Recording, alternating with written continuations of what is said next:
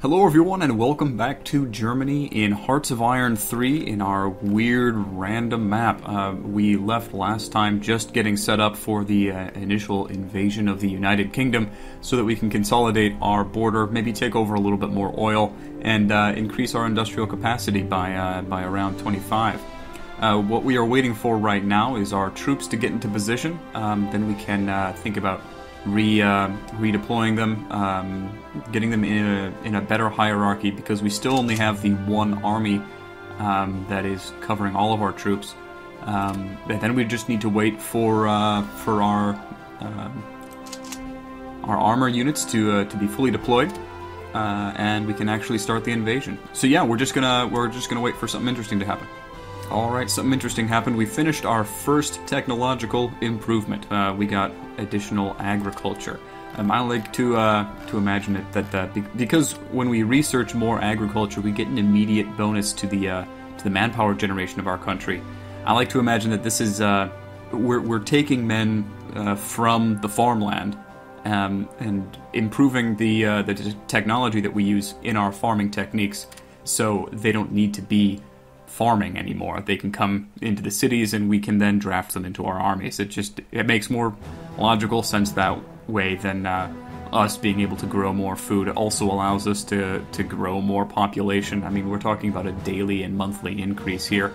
We need to wait at least 18 years to see any real benefit from an actual increase in our agricultural growth. So the immediate agriculture giving us manpower, it's just a little way to explain it all away. I mean, it's still a game mechanic, so we can't really go too in depth into actually imagining that this is a country that we're leading, you know.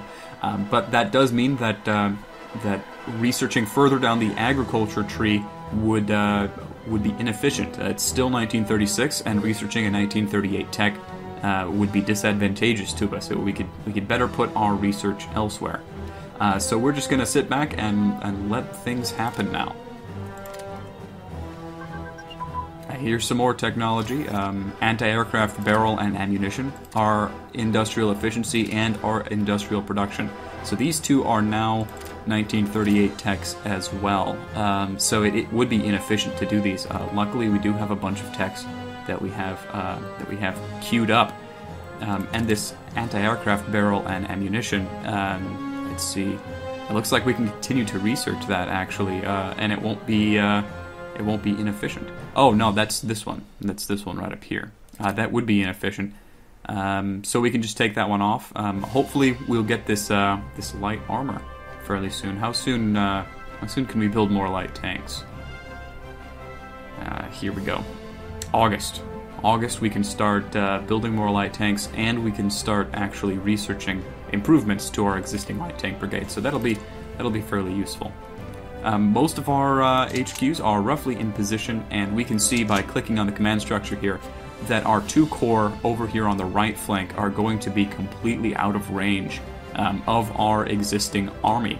So these units over here, I mean, we've got 10 land units over here that are completely isolated from the command structure. They won't be able to receive any of the benefits of us having assigned generals to them. So we're going to need to create a new land army over here by removing these guys from the command structure and then just popping a new army up over here. Obviously, the first army wasn't even filled out all the way yet, and we're already forced to create a new army just to continue to get everybody in the command structure, so that we get the full benefits of actually having all of these leaders. So we're going to have the Second Army's base be in Oziori? Oziori. How about Tula? Tula is a nice, easy word to pronounce. We'll have them in Tula. They are the 2nd Corps and the 4th Corps. It looks like we've set up the 4th Corps as the division in charge of taking and holding Dimitrov. Right now, they've only got an infantry unit there. So this is the understrength regiment corps as well. So how about we deploy 2 infantry regiments right there and 1 to Moscow, So we'll have this one coming in around here, defending its flank.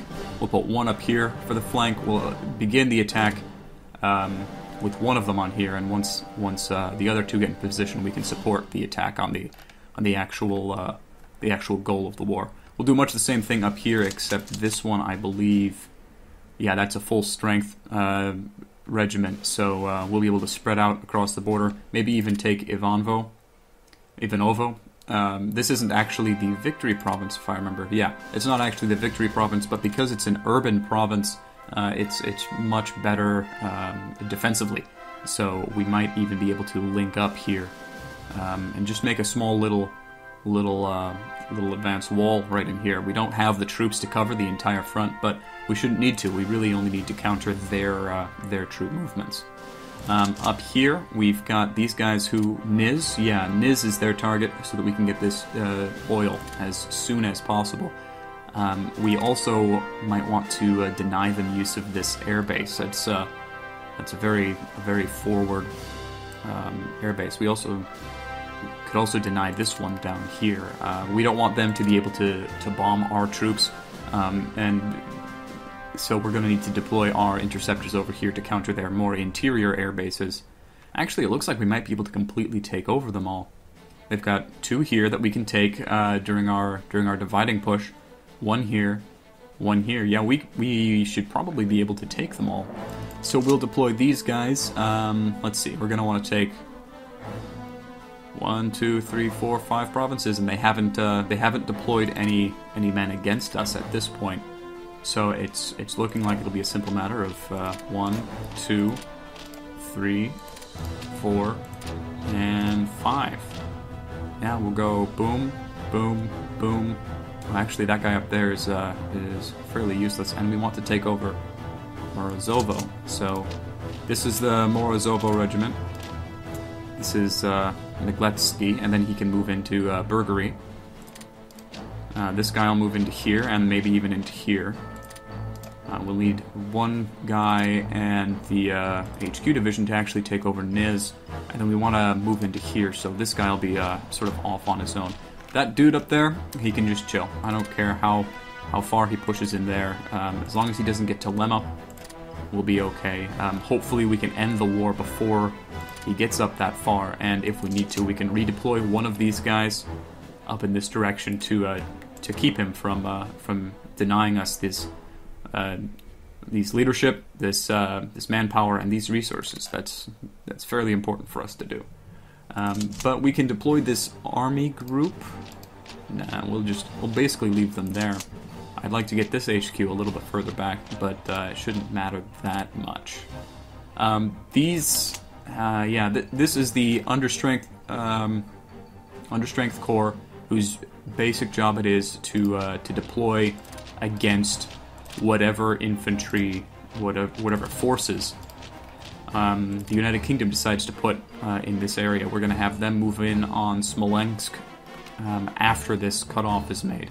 This probably won't actually capture very many enemy divisions, simply because they don't have very many enemy divisions for us to capture. But there is still time for them to be deploying more.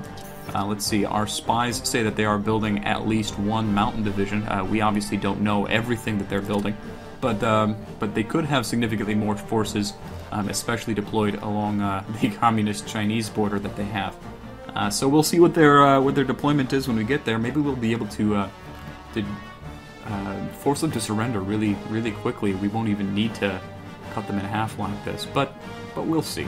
Can't really deploy these guys in any different way yet, just because the motorized guys aren't set up yet. And we're going to want to force our way through here and leave infantry regiments behind, sort of protect our flanks, make it so that our units don't get cut off while we're trying to cut their units off. Other than that, I think we're A-okay for the time being. Actually, it's June. Whenever you go in here and reassign leadership, the unit loses half of its organization, and so it's always a good idea to reassign the leaders before you actually want to use the troops in combat. So if I were to go in here and actually, I usually like to completely unassign everybody from all of my divisions. Just hit the nice unassign all button, so that I can go through and set everybody based on the skill that we need. So we can go into depth on what this skill rating means. It's yet another. It's just like experience, basically. Your experience and the skill of the leader determines how well your units will be deployed in combat, how well they'll fight. Experience gives a flat 15% modifier, and I believe the skill level gives a flat modifier in combat as well. You want your leaders, your best leaders, fighting the most important battles. Honestly, I think with this piddling little engagement, what we'll be doing is putting our worst leaders in charge so they can get some experience, so we can level up our worst leaders. So we'll actually be reverse sorting by skill and assigning people with who may not have any actual skill rating, but who have excellent traits. I think that's what we're going to do. So we're going to go through, and this guy, it looks like he should be in charge of one of our motorized divisions when we actually get them. We'll see if we can deploy them in an intelligent way. If you don't know exactly what each thing does, just mouse over it. They do a fairly good job of telling you what the tooltips do. So I'll reassign the leaders for all of our divisions, and then we'll come back once again when something interesting actually starts to happen. Alright, we have reorganized our units. As you can see, every single one of our units has lost roughly half of its organization. So if we were to do that, say in the middle of combat or something like that, all of our units would need a significant amount of time to reorganize before they'd actually be useful. Our command structure has been completely revamped so that the least skilled commanders are now actually in charge of our entire ground forces. This is obviously going to be, well, how's this? I think this is going to be an easy first war. We're picking on a country that, while it may not seem small on the map, it has a remarkably low amount of industrial capacity. It looks like our spies actually re-estimated it again. They think that they have 27 factories rather than 25. I mean, that's good for us. We're gonna take them over. But I mean, they're going up against us, and we have 274 available factories to us. We can simply churn out units and overwhelm them with sheer force of numbers if we absolutely need to. I really think that this is going to be an easy first war. Maybe the next few wars are going to be easy wars, but as time goes on, we're going to be facing bigger and bigger and bigger enemies. And a lot of these guys are a little bit scary, actually. The sheer amount of provinces under control of the Soviet Union over here, Mexico over here. Basically, the entirety of Africa is controlled by Menguko, and Australia is just ginormous. We're going to have some challenges ahead of us. I don't think we're going to see any against the United Kingdom, unfortunately. So yeah, we're gonna chill and wait and see what happens. All right, we have better engines for our destroyers and better anti-aircraft armaments for our destroyers. Now let's go and check how well our destroyers are doing. There is a little bit of production being done. I still think that it's valuable to not just click the X button and cancel these productions simply because you have better technology now.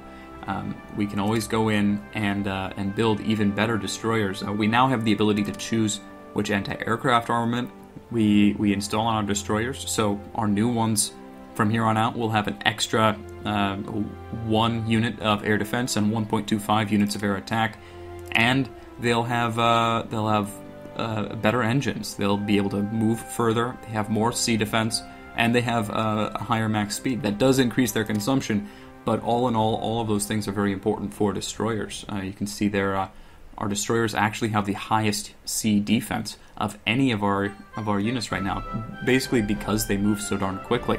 So we will be building more destroyers in the future, probably. But in the meantime, we do need to focus more on the technology.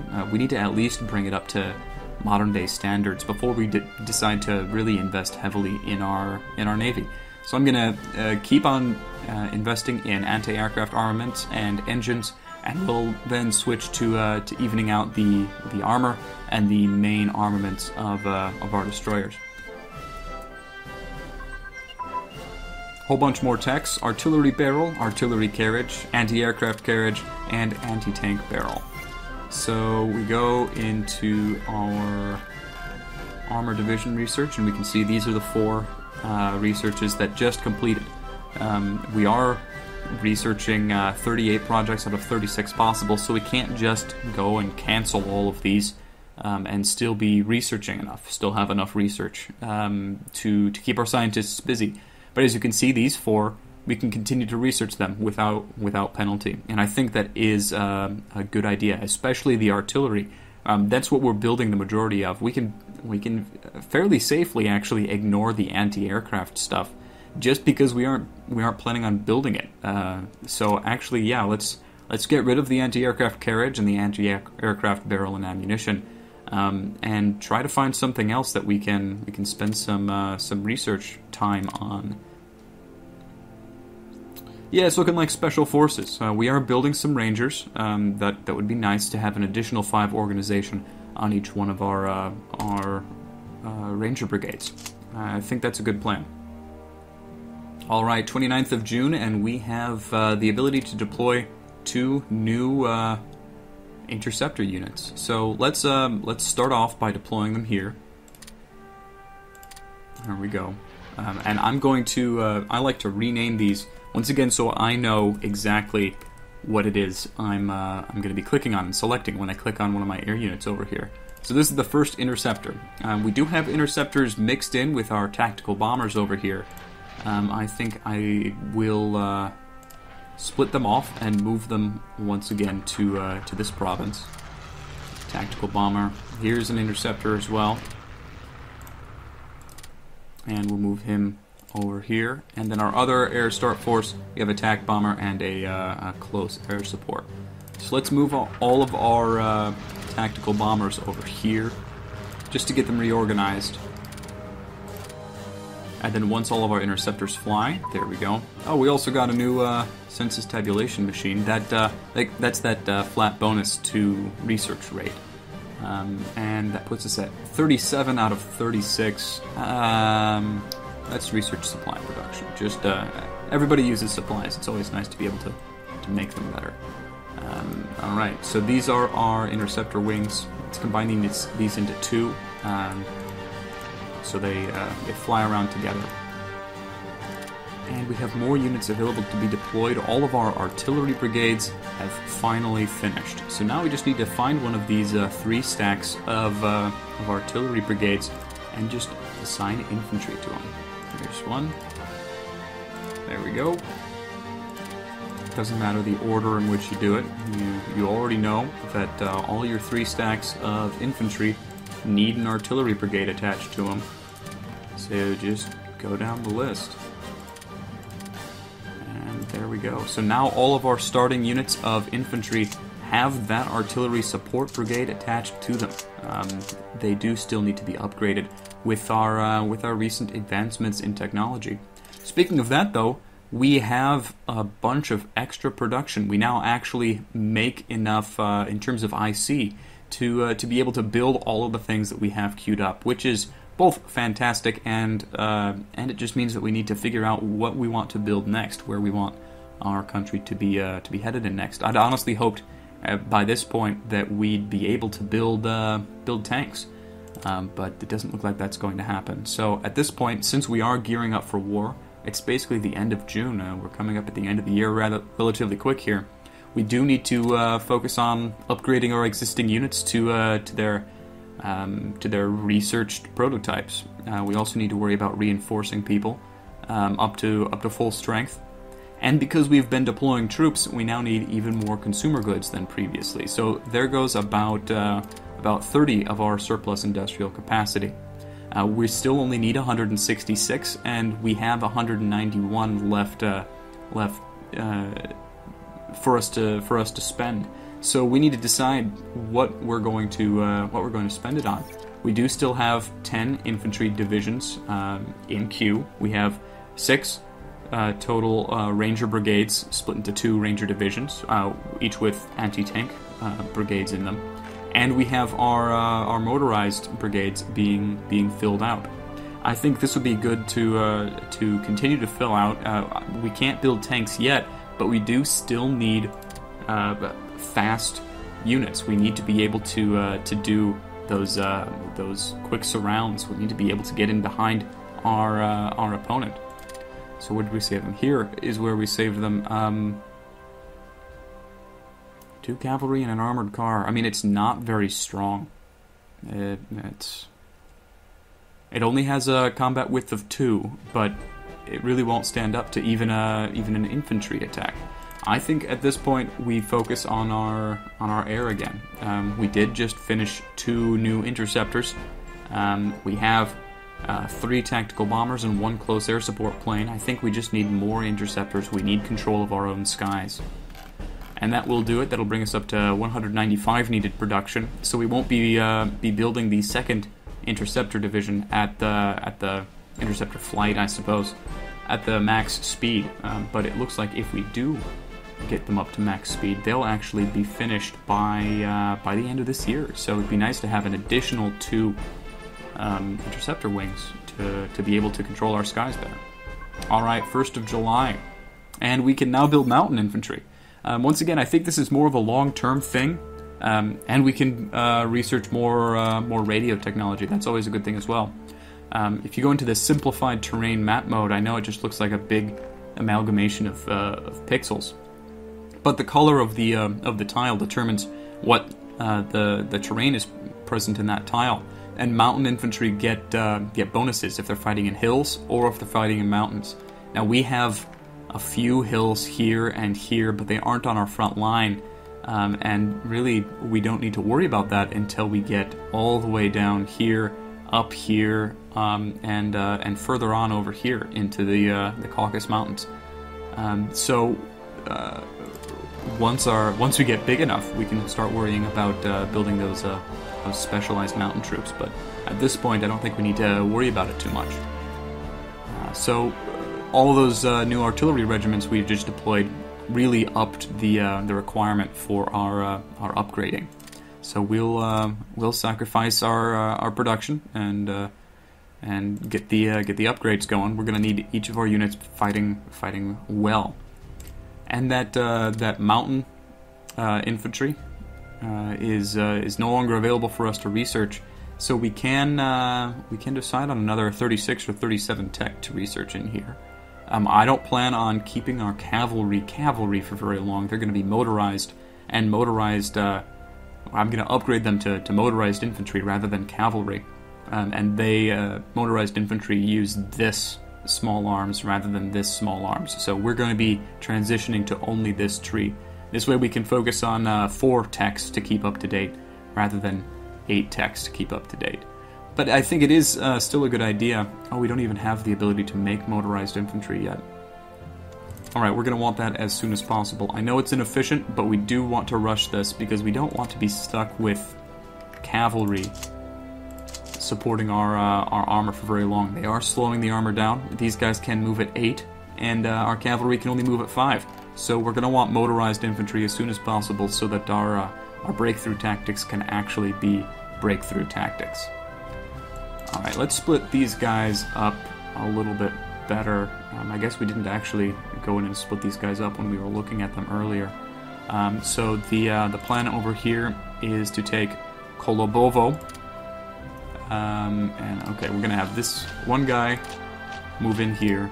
One guy actually put pressure on here. We're going to have 2 people here. One to sit here, one to move up here.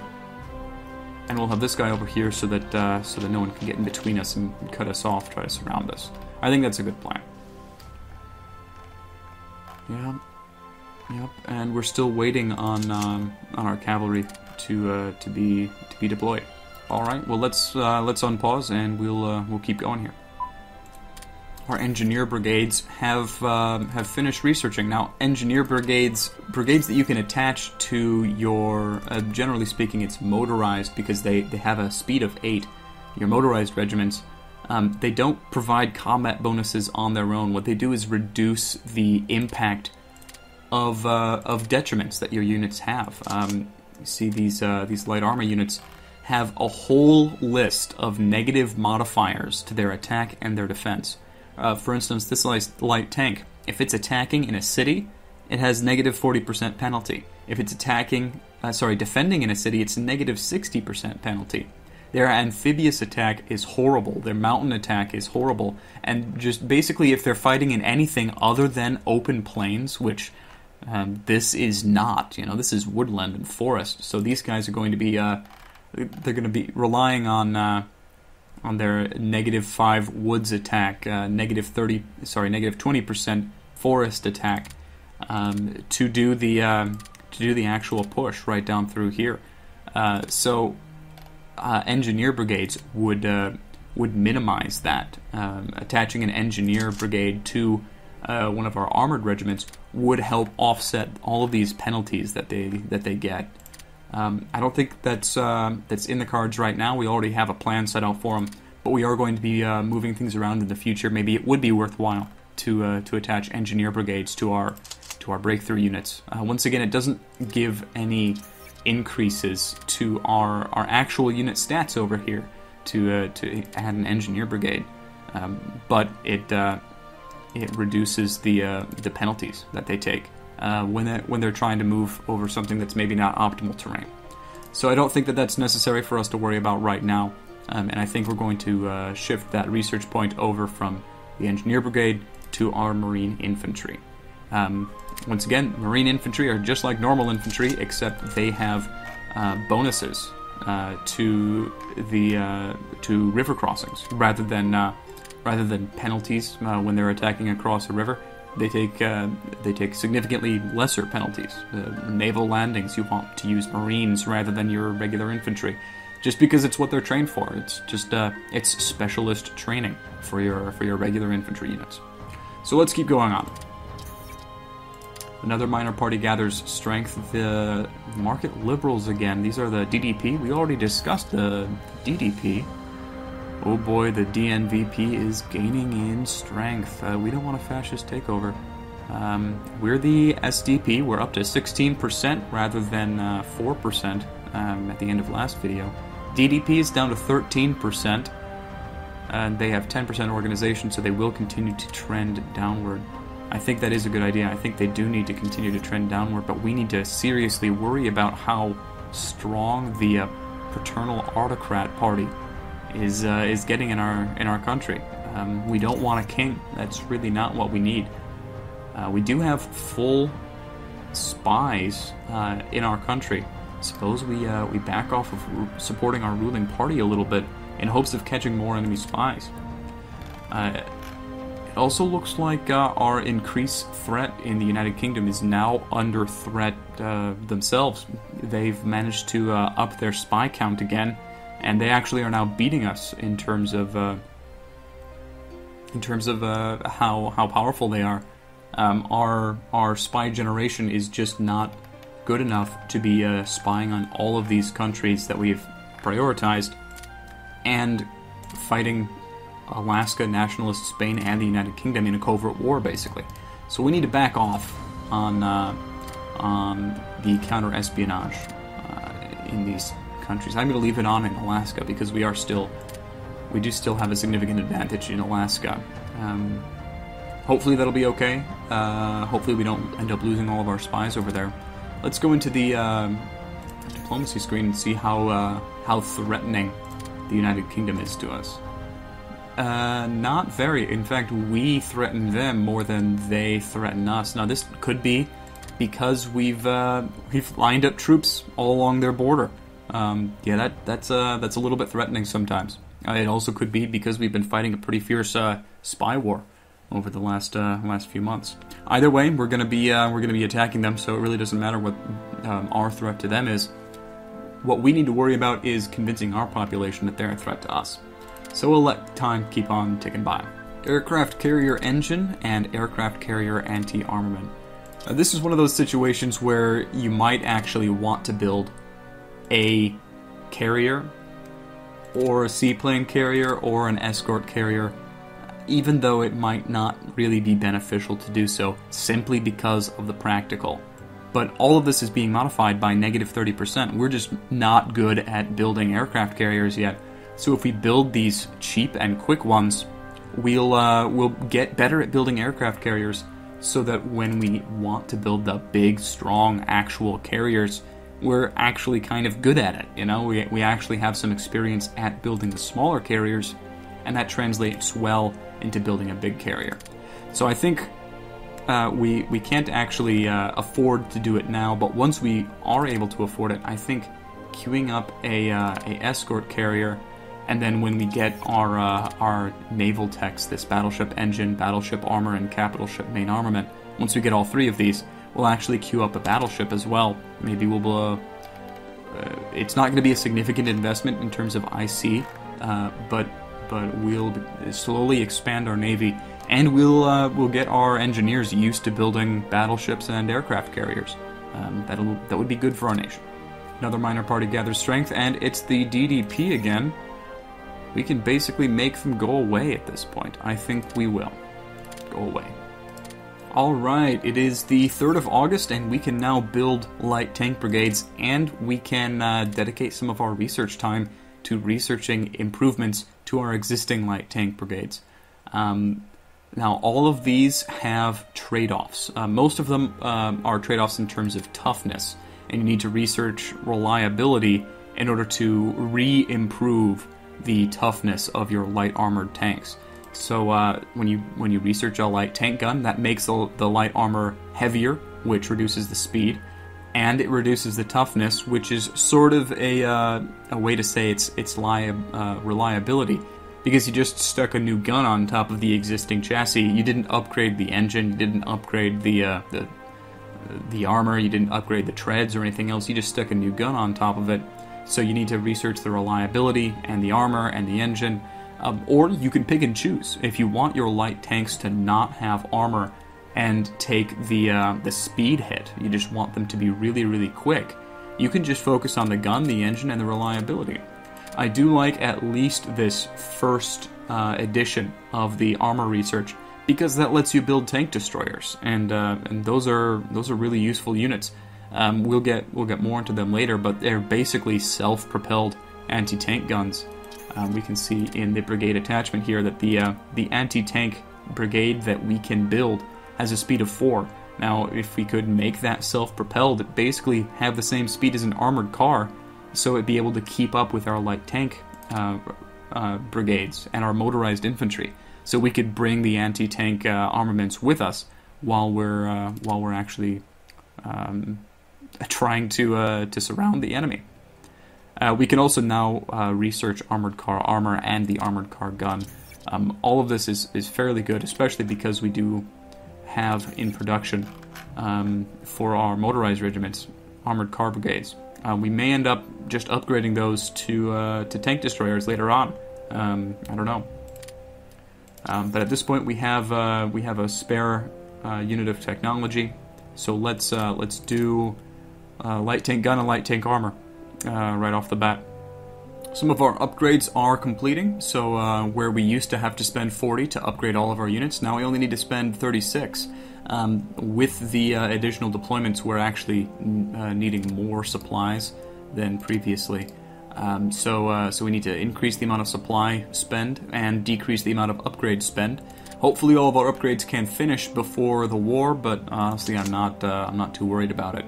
You can mouse over each of your individual brigades and see if they're currently in the middle of an upgrade or what things actually do apply to them. You can see that our deployed artillery brigades deployed without the upgrades that we researched. So now we need to actually upgrade them while they're in the field. That's fine, it means we can still use them. But this artillery brigade will actually be significantly better than it is right now once that 86.4, 88% gets all the way up to 100 and it is actually upgraded. And our upgrades have decreased again, so we are slowly moving up there in terms of our production queue. And maybe we can get a couple more upgrades in before we need to dedicate that capacity to actually building our capital ships, but I don't think so. I think we'll just need to dedicate that industrial capacity to it, regardless of whether or not we have any more upgrades to give them. And we have mountain warfare equipment researched, as well as Arctic equipment, operational level organization, and Alaska have managed to steal some of our technology from us. That's spectacular. Good job, Alaska. Looks like our counterintelligence really isn't doing that much. We caught 0 foreign spies in the last month. We might be in trouble here. That faction, that party is getting really, really organized. All right, let's focus on supporting the ruling party. We'll just we'll fight them out in the politics arena. Maybe if we can figure out who's supporting that party, we can conquer them, make them stop.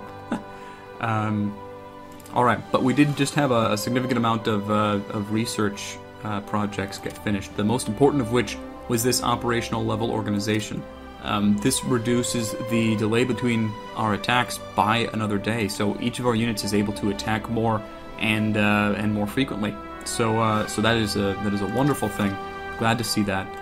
We also researched mountain and Arctic warfare equipment for our infantry. They're now let's see, they now take less attrition in the mountains, and our rangers as well. And our generic mountain infantry is just plain better, and we now take less attrition in the Arctic. That's just a good all-around thing. It's a good way of preserving your manpower. But now we do have more projects that we need to invest in, and we're getting to the point where we basically just need to research all of the 1918 techs that we can possibly get our hands on. We just have so much research. The amount of leadership that we have right now is not indicative of the base game in any way, shape, or form. You will almost never have this much research. But I like playing in the random game because it's relatively easy and relatively straightforward, and you're not railroaded in terms of what events will fire, what events will happen, and what you need to worry about. As Germany, I don't need to worry about 1939 coming up and being forced into a war. I don't need to worry about the big powerful France neighbor right next to me maybe declaring war on me a bit too early and messing all of my plans up. There's a lot less railroading. This is more of a sandbox to play around in. I would recommend players who are maybe getting frustrated with the original game and downloading the random mod and just messing around, maybe getting a good idea about what the units do and how to build up an army and how to fight a war. But we are going to take a break here. We've been playing for a decent amount of time. In the next video, it's September 21st right now. We will get to the end of 1936, and hopefully we'll be able to declare war on the United Kingdom. So once again, thank you all for watching, and I'll see you all next time.